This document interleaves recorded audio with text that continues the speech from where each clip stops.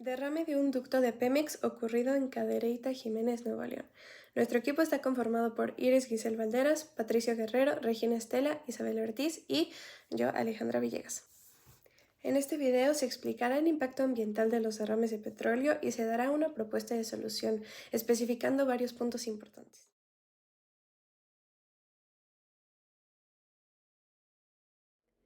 El petróleo está compuesto por hidrocarburos. Estos hidrocarburos están formados principalmente, como su nombre lo indica, por hidrógeno y carbono. Hay entre un 83 y un 87% de carbono y un 11 al 14% de hidrógeno. Algunos ejemplos de hidrocarburos son los naftenos, los aromáticos y las parafinas. También el petróleo viene con otros hidrocarbonados derivados del oxígeno, nitrógeno y azufre. Dentro de los hidrocarburos se pueden clasificar entre alcanos, alquenos y alquinos. Además, estos se consideran tóxicos para el medio ambiente, provocando la contaminación y daños en aguas, fauna, vegetación, entre otros ecosistemas. Por ejemplo, los alcanos, al absorber radiación, estos causan un efecto invernadero que provocan la contaminación anteriormente mencionada.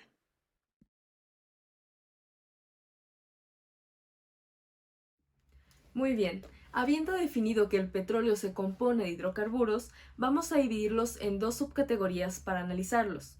Por un lado, los hidrocarburos alifáticos y por el otro, los hidrocarburos aromáticos. En la sección de los alifáticos tenemos a los alcanos, alquenos y alquinos, y en los aromáticos a los bencenos y a sus derivados. Hablando de los alcanos, estos también se conocen como hidrocarburos saturados. Esto es porque únicamente forman enlaces simples carbono-carbono, carbono-hidrógeno. Estos enlaces, a su vez, son enlaces covalentes no polares, que es un enlace entre dos elementos no metales y con muy poca diferencia de electronegatividad, usualmente inferior la diferencia a 0.4.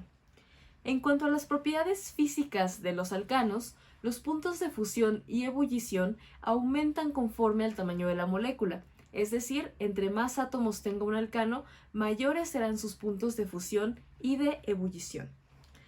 En cuanto a la solubilidad, los alcanos no son solubles o miscibles en agua, ya que son moléculas apolares.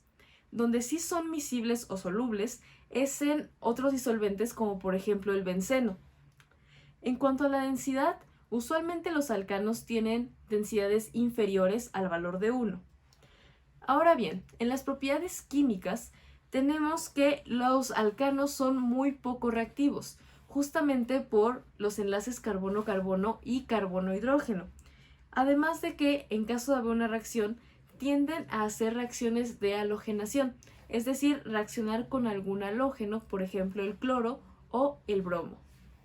En cuanto a los alquenos, estos tienen varias similitudes respecto a los alcanos, pero su principal diferenciador es que estos ya no son hidrocarburos o compuestos saturados, sino que son compuestos insaturados. Y esto se debe a la presencia de enlaces dobles carbono-carbono, los cuales no los hay en los alcanos. Justamente esta presencia de enlaces dobles hace que los alquenos sean mucho más reactivos que los alcanos, formando reacciones de adición como la hidrogenación o igualmente la halogenación. En cuanto a sus propiedades físicas, también tenemos esta tendencia del aumento de los puntos de fusión y de ebullición respecto al tamaño de la molécula. Igualmente, conforme aumenta el número de átomos, aumentan puntos de fusión y de ebullición. Al igual que los alcanos, los alquenos son moléculas no polares, es decir, no son miscibles o solubles en agua, sino en otros compuestos orgánicos. Finalmente, en la sección de los alifáticos, tenemos a los alquinos. Los alquinos también son compuestos insaturados, pero a diferencia de los alquenos que tienen dobles enlaces carbono-carbono, los alquinos tienen enlaces triples carbono-carbono. Esto les confiere que son incluso más reactivos que los alquenos, formando reacciones también de adición, como se ha mencionado, la hidrogenación y la halogenación. Pero también hay similitudes respecto a los alcanos y a los alquenos. Por ejemplo, que son también moléculas no polares. Como ya habíamos mencionado, son no solubles o muy poco solubles en compuestos o disolventes polares. También se ha notado que en los alquinos hay puntos de fusión y ebullición más altos respecto a los alquenos y a los alcanos, y se mantiene la tendencia de que entre más aumente el número de átomos del alquino, mayores serán estos puntos de fusión y de ebullición.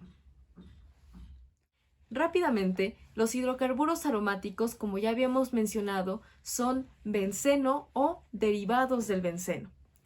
De forma superficial, un benceno son 6 pares carbono-hidrógeno acomodados en una estructura hexagonal a través de enlaces dobles o enlaces simples alternados entre los carbonos. Esta estructura y este acomodo, de forma hexagonal, le da una estabilidad excepcional al benceno y a sus derivados, pero también pueden formar ciertas reacciones químicas, principalmente de adición. En cuanto a la polaridad, estos compuestos también son no polares, es decir, no solubles en agua, pero sí en otros disolventes orgánicos. Hay dos tipos de intercambio molecular entre el petróleo y el agua. Fuerza de Van der Waals, también conocida como fuerza de London, y en algunos casos interacción dipolo-dipolo. En condiciones normales, el petróleo y el agua suelen ser inmiscibles entre sí.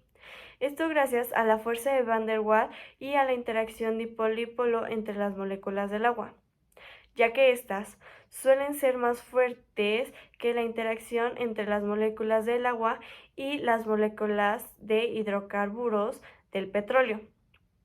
Por esta razón, el petróleo tiende a separarse del agua y formar una capa sobre esta.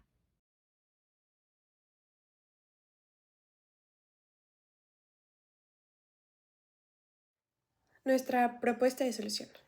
Sabemos que cuando se produce un derrame de petróleo se tiene que actuar rápidamente. Aunque el daño ya es irreversible, se puede contrarrestar su prolongación y recuperar parte del hidrocarburo perdido. El método más efectivo es retirar la contaminación de agua. Sin embargo, no siempre es posible porque las condiciones no lo permiten. Para intentar sacar la mayor cantidad posible se utilizan diferentes mecanismos, como la práctica con otros químicos que permiten degradar el agente más rápido de lo normal. En las playas también se suele utilizar un método de absorción que atrapa la sustancia como una especie de esponja, aunque no siempre es muy eficaz. Nuestra propuesta es el uso de la bioremediación. El proceso se basa en que los organismos biológicos eliminan o neutralizan los contaminantes ambientales. Es un método importante de limpieza. La bioremediación se puede mejorar agregando nutrientes adicionales al medio ambiente, lo que se denomina bioestimulación. Debido a que el petróleo es una mezcla compleja de hidrocarburos orgánicos, o sea, compuestos químicos compuestos de hidrógeno y carbono como ya lo hemos analizado, y debido a que algunos microorganismos, o sea, seres vivos microscópicos como las bacterias, pueden descomponer el aceite en productos de desecho inofensivos, esta es una muy buena solución.